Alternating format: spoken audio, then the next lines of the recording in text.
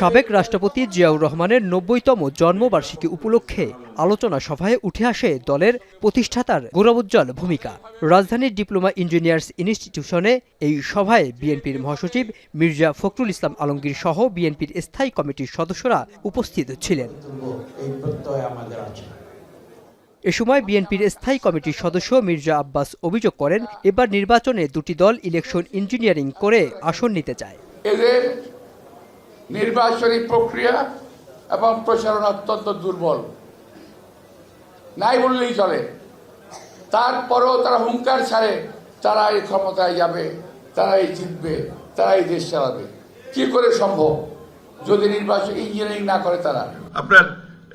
একই অনুষ্ঠানে সভাপতির বক্তব্যে বিএনপির মহাসচিব মির্জা ফখরুল ইসলাম আলমগীর বলেন, যারা স্বাধীনতা চায়নি তারা জান্নাতের টিকিট বিক্রি করে ধর্মের নামে প্রতারণা করছে।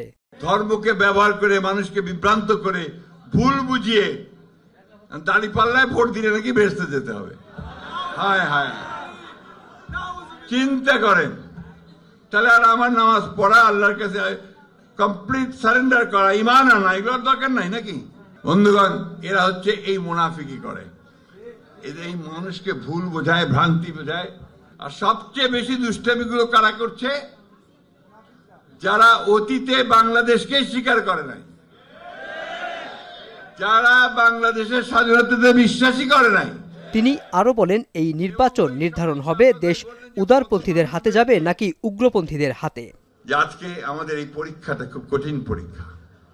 এই নির্বাচনে নির্ধারিত হবে যে এই দেশ কি লিবারেল ডেমোক্রেসির হাতে থাকবে নাকি আপনার সমস্ত উগ্রপন্থী রাষ্ট্রবিরোধী লোকদের মধ্যে থাকবে। কয়েকটি রাজনৈতিক দল বিএনপির নামে মিথ্যা প্রচারণা করছে বলেও অভিযোগ করেন তারা। তারেক রহমান জিন্দাবাদ। মেহরাব সুমন, এখন, ঢাকা।